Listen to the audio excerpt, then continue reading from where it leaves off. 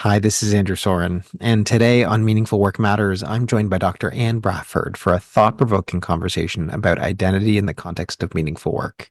Anne, a former practicing lawyer turned well-being consultant, delves into the deeply personal experiences that have shaped her sense of purpose and her journey towards finding true meaning in her work. Together, we discuss how identity intertwines with meaningful work and how understanding our personal history can either elevate our sense of fulfillment or lead us to question our path. This conversation is incredibly rich, and we decided to make it a two-parter.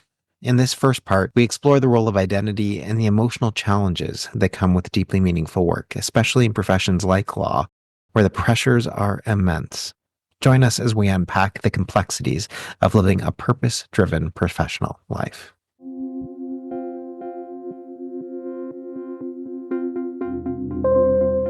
Welcome to the Meaningful Work Matters podcast. I'm your host, Andrew Soren, founder of Eudaimonic by Design. On this podcast, we'll dive into the world of meaningful work, explore its complexities, and examine its impact on people and the organizations they're a part of. Each episode features insightful conversations with cutting-edge experts who are successfully navigating the challenges of meaningful work. We hope to offer you ideas, frameworks, and tools to unlock potential and design work that's fulfilling, impactful, and supports everyone's well-being. Subscribe or follow us now, and let's make meaningful work matter.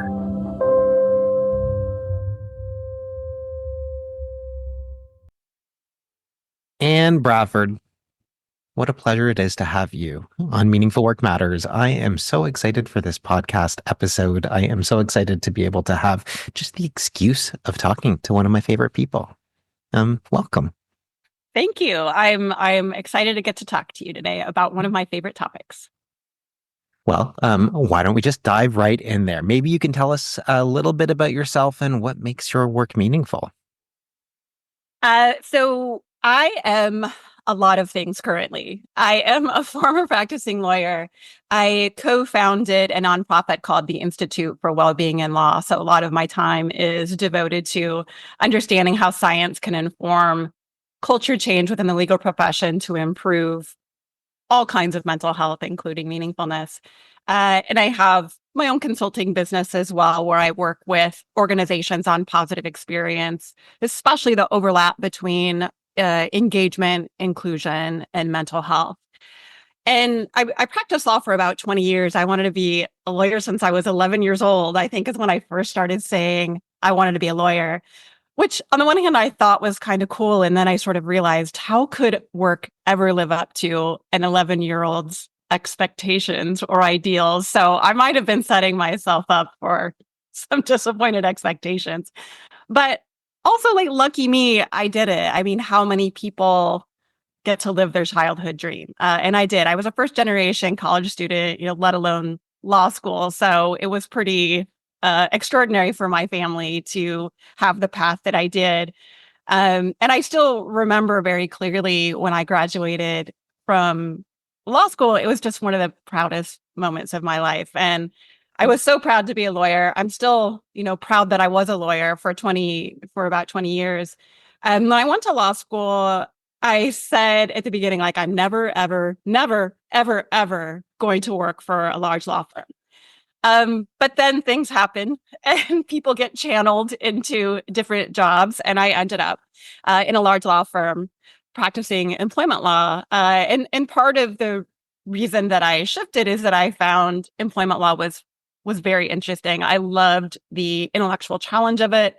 I loved helping people. I love solving problems. There's something really interesting about employment law. Like, it is very psychology related of why people do things and how to make their work experiences better. And what in the beginning, I would say I was fueled by achievement, getting what was next, getting to the excitement of learning, always being intellectually challenged, getting to help clients, getting to work in a big law firm that I was so proud of. And I made equity partner. And as I started approaching my 40s, there was just more, I was having this reoccurring question of, is this all you're going to do for the rest of your life? Then sort of after the achievement ran out, the meaningfulness, then there wasn't much left as far as meaningfulness went.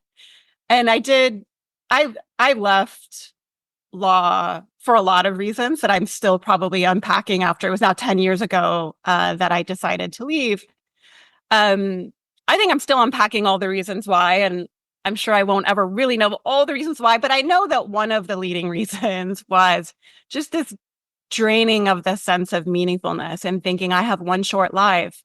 Is this all I want to do for the rest of my life? And wanting to try something new and be challenged in new ways and build more meaningfulness. So I ended up leaving law. I had already gotten a Master of Applied Positive Psychology at Penn, as did you. And then I got a PhD in positive organizational psychology from Claremont Graduate University, where I was privileged to get to work with Mihai Csikszentmihalyi. And then I started, while I was still in my MAP program, it took me 10 years to get my PhD. So I was building my work during that whole time. And my work is oriented toward, it really started with supporting women in engaging, advancing, and staying in law firms. So it was sort of like all research is me search. It was like, what would the law firm look like that would have kept me, is where I started. And that evolved into lots of issues of identity and engagement, which then evolved into the legal profession really needed help with mental health. And so I did deep dives into the workplace mental health research and stress, and then also got more into inclusion because the identity issues were so important. And so now that's brought me to this space where all of these coalesce for me. And so my work is almost always integrating those three ideas. They're so interrelated. And I now feel that, I mean, my work is so meaningful every day that I still have problems with overwork because I'm so attached to the work. It is meaningful to me because I still have the intellectual challenge that I loved as a lawyer. I feel that my work has a positive impact, and I get to work with lots of smart, good-hearted people that are like-minded, that are trying to make the world a better place, especially within the legal profession, which is where I do most of my work. What a great entrance point into this conversation that we're going to be having.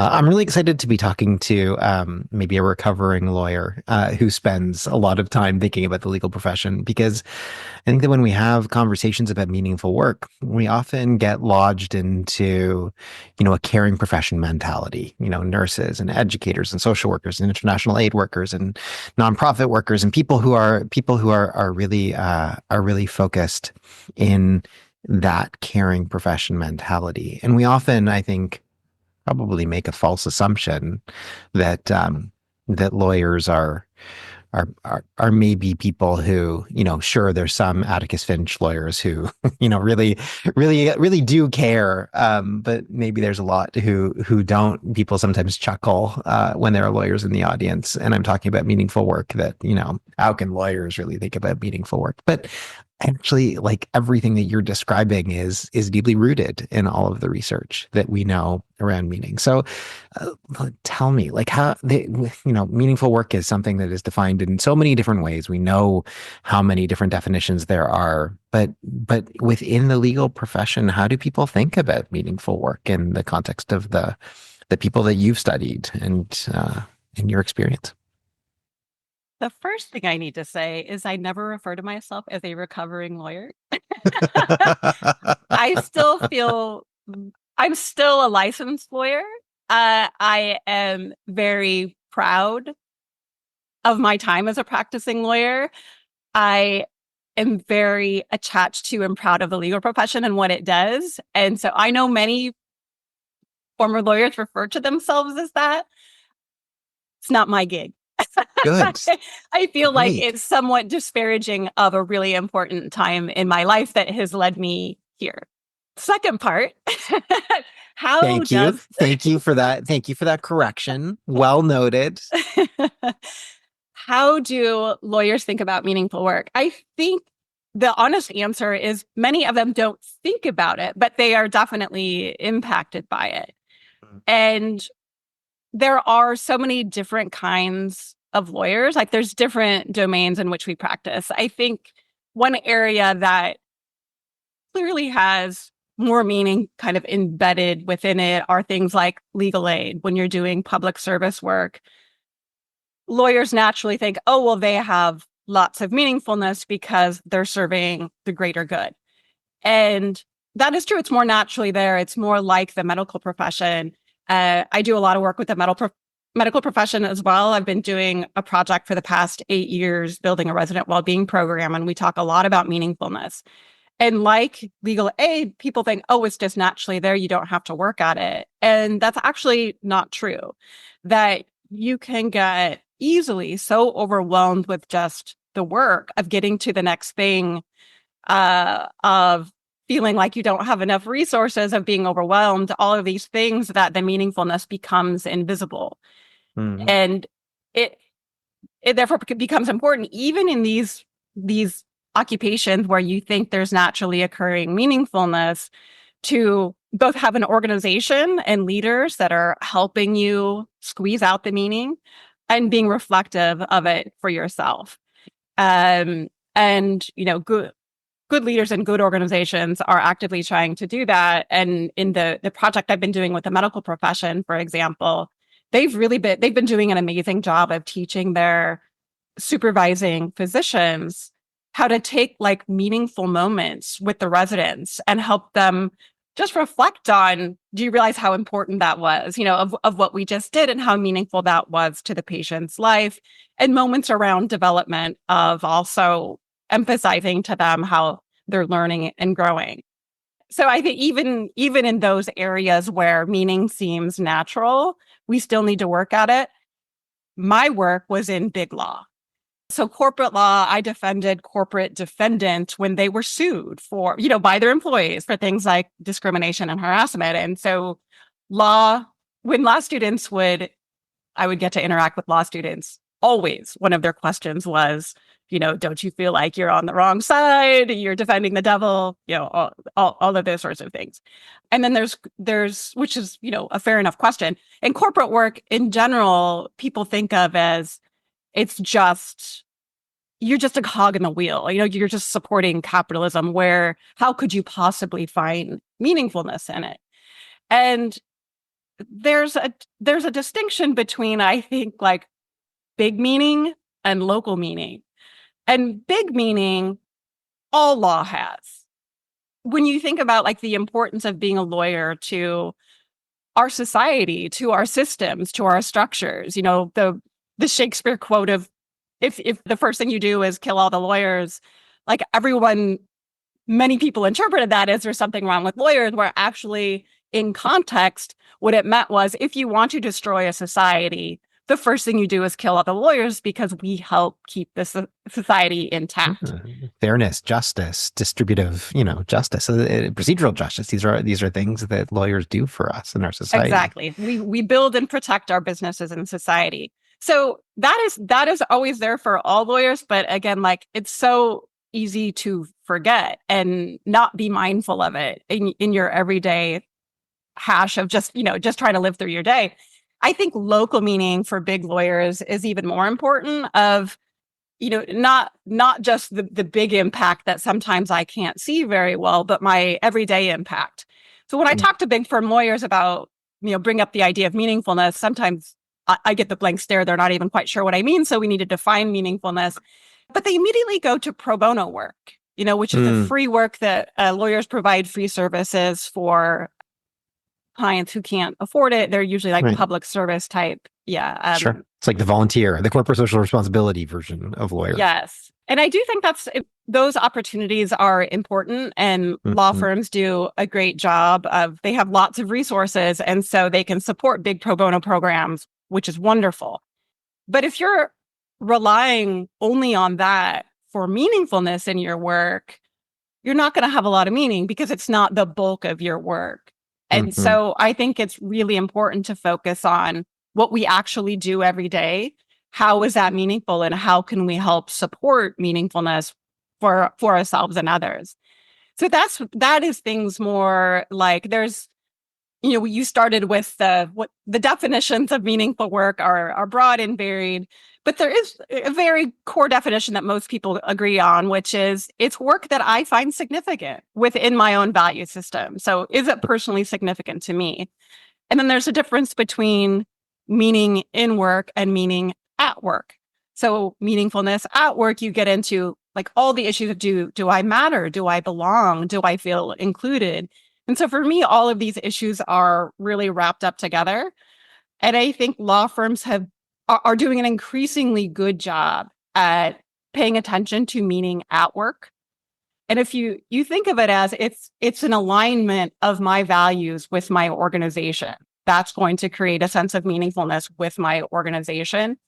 Law firms have been increasingly creating and emphasizing mission statements and taking public stances on important issues of policy.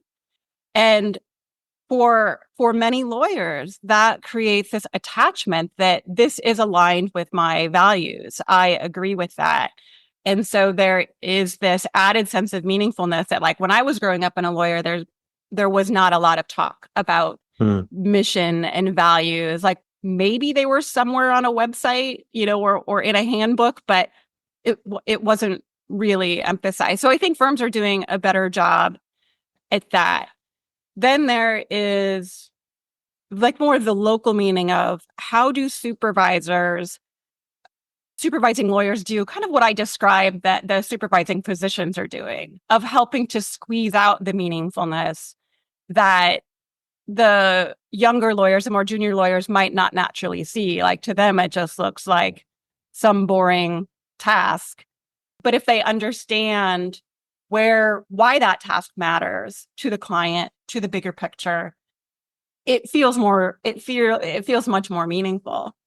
And for me, in thinking about like our conversation today, I was thinking about what were some of the things that made work meaningful for me. And although I said it eventually, it got the balance got out of whack and it wasn't meaningful enough, there was lots of meaningfulness in my work. And a really important mentor of mine, another employment lawyer, of course, when I was a younger lawyer, I would participate in calls with her as the associate supporting the case. And she was one of the only lawyers that I noticed would give moral advice in addition to legal advice. In law school, I think this is changing, but when I went to law school, law is approached as an amoral thing. Like, your job is to let a client know the risk, the legal risk involved, not whether they should or should not do the thing that they're proposing to do. My mentor would get in, she was an amazing employment lawyer and would get involved in very tricky employment issues. Like discharge issues always have a lot of kind of moral weight to them. You're taking a person's livelihood away from them. But sometimes our clients forget that. And to them, it's just another name or number on the list. And they just want to know, what's the risk if I fire them?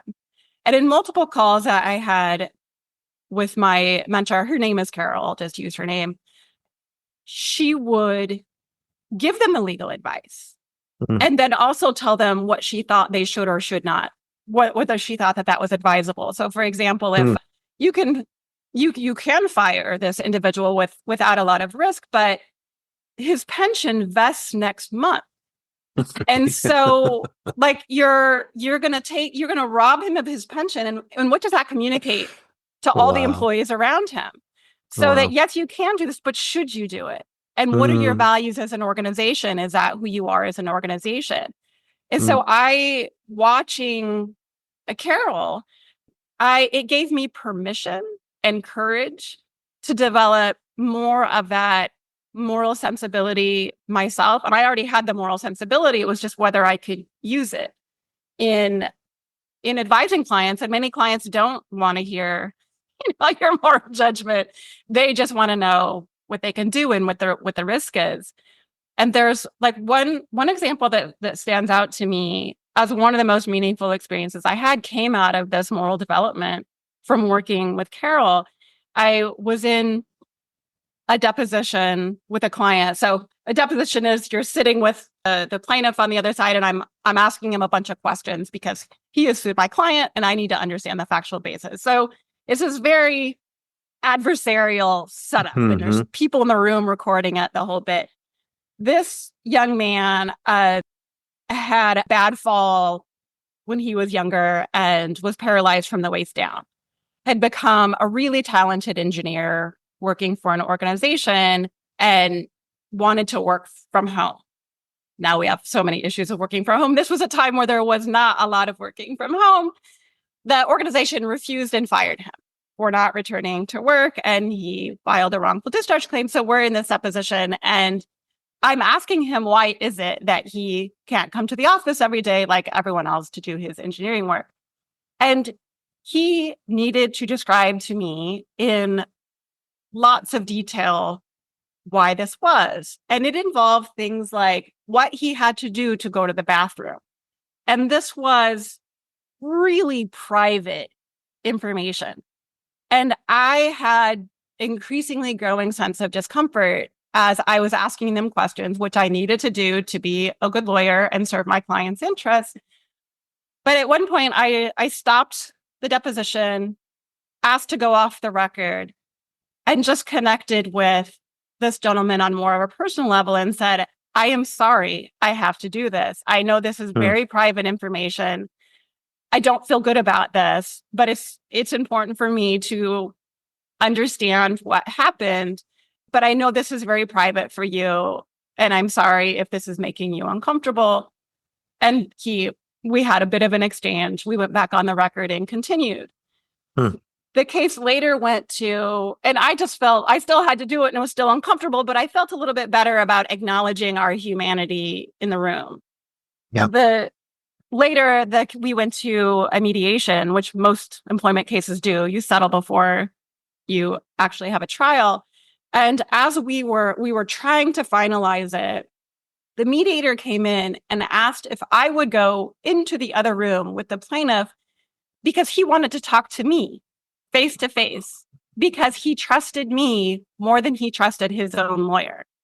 And there were other reasons why I think that happened, but I truly believe that one of the reasons it happened is because I acknowledged his humanity in the moment in the deposition. And I don't know that like every case would have ended that way, and always doing that might it might not always serve your client's interest. But I will say, for me, the fact that I kind of honored my own morality in that moment, and then it ended up, it not only didn't hurt the case, it helped us get it settled, ended up being one of the most memorable and meaningful experiences for me as a lawyer. So thinking about those kinds of experiences, like there are things that happen every day. How do we give people permission to sort of be who they are in ways that still align with serving their clients, so that they're aligned with their values? And how do we help model it? How do we help squeeze it out if it becomes invisible? And I think it's, for me, like that is more important than what I call kind of the big meaning, maybe less important, still important. But if we can create the meaningful moments every day in the actual work, through the work and through our relationships, that cumulative effect is going to have a much bigger impact than whether or not we see kind of our firm as mission oriented. What a story. Well, that kind of made me a little weepy, possibly in the spirit of good work. We've had Bill Damon on this podcast recently talking about the Good Work Project, and that triple helix of excellence, engagement, and ethics kind of rings true very clearly in that articulation of what good lawyering looks like. And thank you, Carol, for being a moral exemplar. Yes, and it was so I got to take a good work class when I was at Claremont Graduate University, and it did have an enormous impact on me because it focuses on the professions of what is good work within the profession. So, it's both engaging and kind of this moral sensibility. And I, years after the story that I described, I interviewed Carol because I found her, she was a moral exemplar to me, and got to talk with her about, her background and how she viewed the purpose of her work. And I asked her the question very directly, do you feel that part of your purpose as a lawyer is to provide moral guidance in addition to legal advice? And there was no hesitation. It was like, absolutely, yes. That was part of what she found meaningful about her work, is to give both. It was very important to her. And it didn't come necessarily from a religious framework for her, which it may for many. It did not for her. It was just this was part of who she was. And she also acknowledged that, I asked her, do you think most lawyers do this? And she said, no, but it was important for her. No, and it worked for her. Like I said, like there's clients that would not be open to that. But when you build trust with them and they know you and they know that your overarching purpose is to benefit them, to help them, they're much more open to it. And I mentioned to you earlier, Carol died about 4 years after I interviewed her at about my age. And that has just really been weighing on me today, that I wish we had more lawyers like her, of being bold, courageous, sort of these moral exemplars in law. I think it would do a lot toward helping us feel this more meaningfulness every day in our work, that we're not just technicians robotically providing advice about risk, that there's also some bigger purpose. And if something doesn't feel morally right, what do I do with that? It's one of the issues that I struggled with, is that you can't always as a lawyer, you can't always follow your moral intuition. I mean, I suppose you can say, no, I'm not going to take that case at all. And there are lawyers that do that. In my practice, that would be very difficult. There's like moral implications in lots of employment law, but there wasn't even a structure to deal with the issue. And there was no discussion of it, of like that this is going to happen and here's how you might process it. And Carol helped me start thinking about it myself, of this is affecting me and I need to process it better. And I need to talk to, now as I become a more senior lawyer, talk to the lawyers that I work with, the younger associates, about this is probably happening to you because it happened to me. Let's talk about it. We use that to dive into some of the research that you did and have been doing over many years now around identity.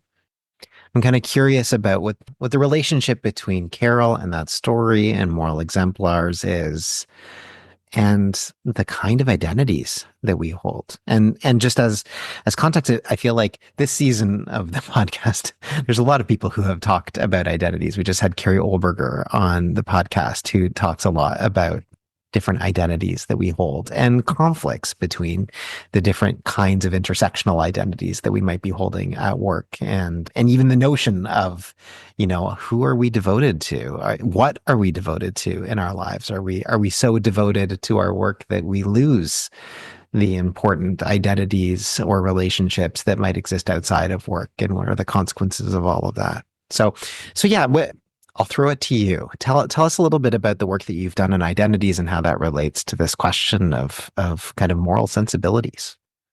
My dissertation ended up being on the experience of inclusion, which was somewhat of a surprise to me. But my work on engagement and focusing on women lawyers just took me naturally to inclusion and really learning more about identity than I ever had. I was not an identity person. I was a self-determination theory person, an engagement person, but I couldn't understand the others without understanding identity. And so I did a very deep dive into the vast identity literature to get a handle on it.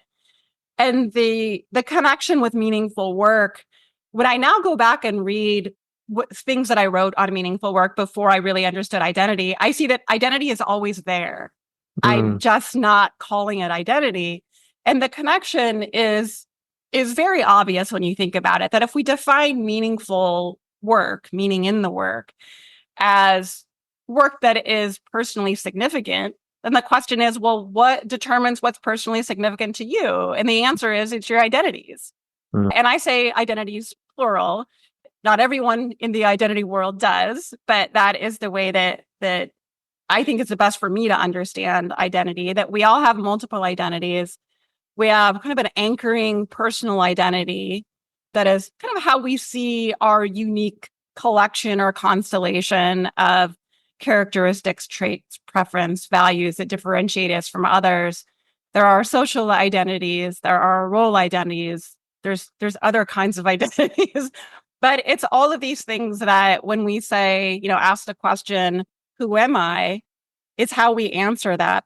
Those are our self identities. And so our personal identity in particular, it's our values are the anchor of our personal identity. That's who tells us really who we are. And it informs all of our other identities of how they're connected, how we function and operate across social contexts. So this issue of values is an identity concept. And our values is one of the major drivers of whether we find our work significant or not. And my work started with a very big focus on women lawyers. And I had an instinct very early on that there was something about values and meaningful work that could, at least in part, explain why women lawyers left at a higher frequency than male lawyers in large law firms. And it turned out like the research supported it. Can you just tell us, by the way, like how many, like what is the ratio of men and women who leave the profession? Like how big a problem is this? So it's not necessarily the profession. Yeah. And it's large law firms is what I'm particularly focused on. Those are the ones that there's higher turnover. And I'm going to be honest with you, I can't recall what the current rate is. It's been changing over time, but you can see it when you look at the proportion of women to men in the leadership, like in partnership and leadership roles. And I think right now it's in partnership. They're between like 20 and 30% women. Wow. Most law schools across the country have been 50% or more women for decades now. And so you can see the fallout as you rise when you I have charts showing what is the percentage of women to men incoming lawyers right out of law school. And then you go up to partner, equity partner, and then sort of chair and leadership positions. And this is not unique to law. The pattern, the pattern is true across organizations, but you have the women falling out, and they don't necessarily leave the profession. Some do, but they go to jobs that have different kinds of flexibility, different kinds of hour requirements, different types of meaningfulness within them. So they leave for a lot of reasons, not just that they're leaving the law entirely. Sure. Which connects back to identity and what makes work significant for them. Yeah. So what the instinct that I said that I had sort of early on was that there was something about the texture of the work that was making women potentially leave big law firms more. And there's research within why do people say they want to go to law school? And the statistics on that are pretty dramatic, that women on average say that they want to go to they want to become lawyers, they want to go to law school to serve a greater good. And men, way more than women, say they want to make a lot of money, and which is fine. we need to keep the engine going. And then there's been research on then practicing lawyers and also outside the law, where there's a very consistent difference. And it's not huge, but it's there. It's a consistent difference that women have. They are more likely to leave if they don't have meaningful work than men. Meaningful work very much matters to men as well. But I think I can still say most men in the US are socialized as providers, most women, especially white women, are not socialized as providers. And again, this is changing, but this is still where we are now. So when work gets hard, men can find more value in their provider role of this is hard, but I'm doing this for my family. Women who have not been socialized into that role, when it gets hard and meaningfulness is being drained, there's a bigger question of why am I doing this? Mm. And you can see a difference in married women versus unmarried women, that married women are even more likely than unmarried women and all men to say that meaningfulness is the most important thing about their jobs. And then to kind of add to that, there's other research showing that the more like professional the job, like the what do we call like knowledge worker professional jobs, meaningfulness also tends to be more important, in those jobs. Like my dad was worked in a tire manufacturing plant. Like meaningfulness was less important to him. Classical, like blue collar versus white collar work, quote yes, unquote. He was all about providing for his family. So, and also with female and male lawyers, this is also true for other types of organizations, that the vast majority of men, they're married, and many of them still have wives who work at home.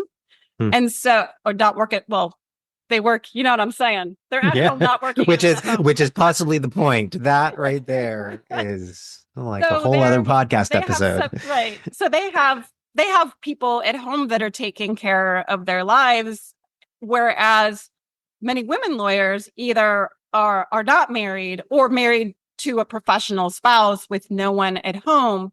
And so there are all these just different dynamics going on with women, that many are more oriented toward meaningful work and self-realization because of socialization patterns. When you have two people that are both professionals and there's too much work-life conflict, who's the one that's going to pull back, or leave their jobs? So it's meaningfulness is definitely wrapped up in these other kinds of gender dynamics that I think provides one explanation for why women, at least still, are more likely to leave than men. I wonder if it will change as we have new generations coming in who might have different work orientations. Both men and women may be more oriented toward family and those kinds of things and meaningfulness. So we'll see what happens. But that's just female identity. Then when you think about like all of the other identities, race, ethnicity, religion, community, different kinds of community identities, all of these are still part of us when we're at work and a working person, and they will influence like who we are, how we want to express ourselves, what our value systems are. So whether we're connecting with our work and feeling that it's significant, and also for the, meaningfulness at work, not necessarily in work, of supporting all of those, feeling that all of those identities are supported and valued when you're at work also makes a big difference. So identity has always been deeply embedded in the idea of meaningful work. I just think it's now starting to be there's more focus on identity at work. So I think there's more of a focus and reflection on how do these two concepts really overlap and are very tightly intertwined. One of the things that this makes me think about is, the kind of tripart the tripart definition of meaning itself that folks like Mike Steger and Frank Martella have, that meaning is about a sense of purpose, and, that goal direction, that I want to make a difference, all those things, the significance, what's actually important in my life. But then that third part of congruence, like what's the relationship between the things that I value in my actual reality, the kind of the say-do gaps that might exist. And I feel like there's so much of what you're describing here, which points to the congruence gaps that can potentially exist in our work when we don't think and incorporate these elements of identity into, or moral care, moral sensibilities into the work that we're doing, these kinds of values failures. Yes, I think that the self-realization, self-congruence, that element of meaningfulness, like identity is obvious. Like you can't understand what self-realization is without understanding someone's identities. But it also relates to the purpose aspect of it because, significance and purpose, it's, am I having like a positive impact on others or the greater good in a way that matters to me? So it's not necessarily the same for everybody as to who they want to impact or the way that they want to impact them. So identity is there as well in shaping or channeling whether you find that particular purpose connecting to you or significant.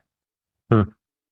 That big sigh is a sigh of really wanting to dive into the topic of self-determination theory with you, and also feeling like, wow, we've talked about a lot, and maybe that's just going to open up a whole entire other can of worms that we need just like a part two of this podcast for. But let me ask, do you want to get into self-determination theory right now, or should we just park that off to the side and or spend a little bit more time and have a part two? I guess what do you think? I agree that that's bringing in a whole other That's like a whole truckload. other thing. Yeah. And especially Yeah. like trying to condense autonomous motivation and Oh my how God. it relates to Yeah. meaningfulness. Like it's important and it's practical. Like self-determination theory is so practical. One of the reasons that Yes. I love it. But I also think maybe, I feel like it's too much. yeah. Okay. So let's not do this. This is a little note to Ariel that we'll just like cut out this little section of the dialogue. Unless you want to stay. I mean, I don't know if you have anything to do after this. We could just like keep recording for another half an hour and then talk about self-determination theory if you want to. Or we could reschedule. What do you want to do there? I don't think I care. We Okay. could go for a little while and Yeah, see how let's it keep goes. going. Okay, so let's go back and finish the kind of like episode number one, which will be about identity. And so wow, and that's a lot. That's a lot to be able to wrap our head around when it comes to identity. And I want to go back to something that you said earlier, which is the fact that the law profession's changing, and that there's some really good work that is being done to shift the way that especially big firms are tackling some of these questions. In other words, there's positive deviance to learn from, whether it's around mission, values, other kinds of practices. So can you tell us a little bit about what you've seen as real great examples of what good can look like when it comes to tackling and thinking about some of these identity questions in the context of meaningfulness in big law firms? There are a lot of things I could focus on, especially if you want to tie it to identity. So we'll do a little bit of sort of the organizational practices that I've seen and then the identity issues. COVID, the pandemic, the murder of George Floyd, lots of the political and world political issues that are going on have changed the world, including law firm. Law Mm-hmm. firms started it. It changed. It was a jolt that I think catalyzed change that we never would have seen otherwise, or we wouldn't have seen for a long time. And one of those changes for law firms was this motivation that I mentioned earlier toward articulating missions, or at least spotlighting missions that maybe were there and we didn't know about, and publicly supporting or defending causes or making public statements about important political issues, which law firms never did 10 years ago. Mm-hmm. And the reason that ties to meaningfulness is because what they're doing is stating their values, that they're saying this matters to us. And that allows them, the lawyers who work for that organization, to say, yes, my values align with my organization is saying, and I'm proud to be here. I'm proud to be a lawyer at this firm. Of course, if you're a lawyer who doesn't agree with those public statements, it's going to have the reverse effect of, I don't think law firms should be doing this. I don't agree with this. And I'm going to go in favor of the law firms doing it, because otherwise, like, you don't have an identity at all. Like, if you don't stand for anything, what are you? So I think it has had, I don't have data to support this, but I believe that it's more positive than it is negative, that most of the stances that have been taken are, it's what most lawyers believe. It's what most people believe when you're talking about supporting democracy and issues of social justice. So I'm really proud of what firms have been doing in that area. So then there's also the coming out of the pandemic and still struggling with what does this new workplace look like? The hybrid issues are really a difficult issue for law firms. They are for a lot of organizations. They're very difficult for law firms and trying to decide how to best make this work. And some are doing a better job than others, I think. But some of the firms are really being thoughtful and intentional about what are the kinds of policies and practices that we want to put into place. So there's some of them are saying mandatory 5 days in the office, which is very strange because that was never true before the pandemic. Like lawyers are pretty autonomous. Like, they do what they need to do to get their work done. So now there's this strange, going to the other end of the spectrum of everyone has to be in the office, which is causing a lot of issues. There's other law firms that are being more intentional and mindful about why is it that we want you in the office? Like, we want to create these meaningful moments, that these moments should be about connection or supporting your growth, or like, what are the reasons why being in the office actually matters, and trying to build structures around that rather than just this sort of insulting come back into the office. And then what happens to many is they come into the office and then they go into the office, they shut the door, and then they're on calls on Zoom anyway, which is enraging for many lawyers. Yeah. And so, like, how does this create to meaningfulness? Like, in particular, it's about meaning at work. Do I feel respected? Do I feel valued? Are you helping me to be a whole person? And not just a cog in your wheel.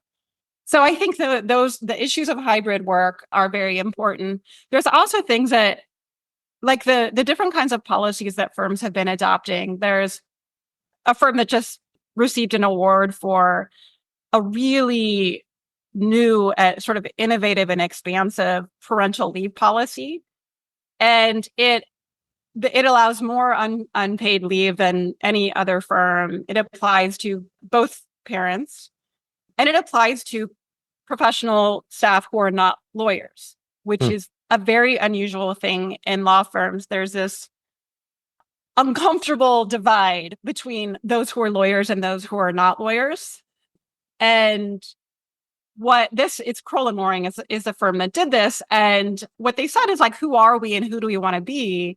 And what would that policy look like? And they don't want to be a person that are only providing benefits to half their workforce. And they wanted to support an issue being able to stay in work and make it all work is, issues of leave. And so I won't go into all the details, but it's a pretty innovative policy.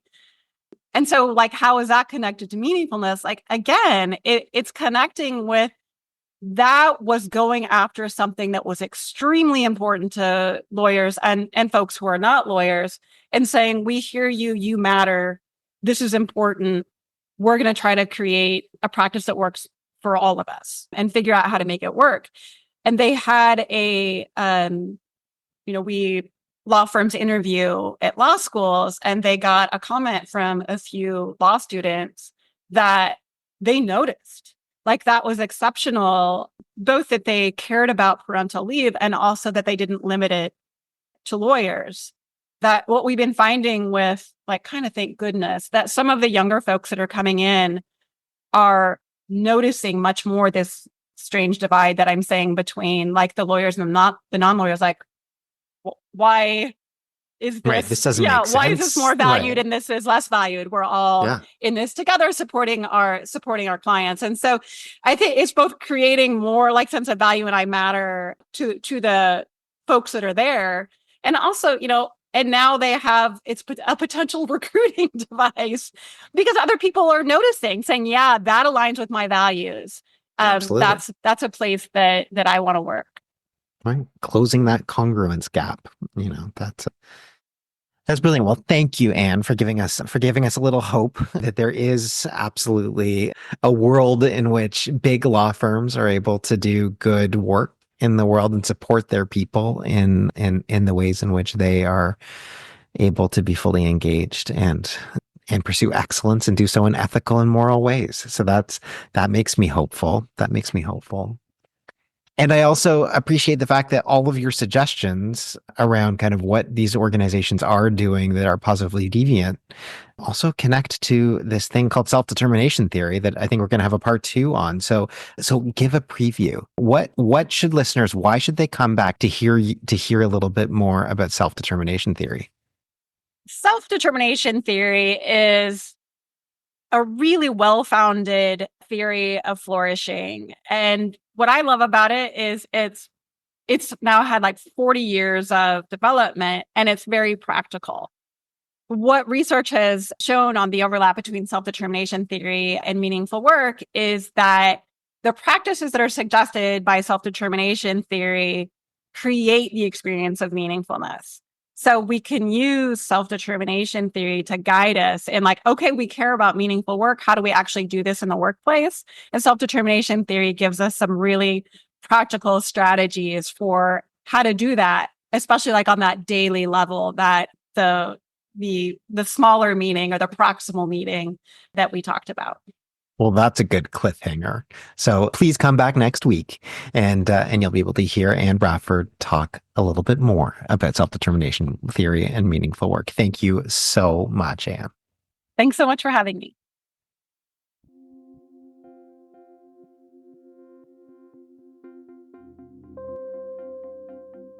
Thank you for joining us for another episode of Meaningful Work Matters. If you haven't already done so, be sure to subscribe to our podcast on your favorite platform. And if this episode resonated with you, please take a moment to leave us a review. Your feedback helps us make this podcast better and reach more listeners. You can connect with me, Andrew Soren, on LinkedIn, or visit www.eubd.ca to learn more about Eudaimonic by Design. Finally, if what you heard today spoke to you, tell your colleagues and people in your community about our podcast. We really appreciate your support in making meaningful work matter. See you next time.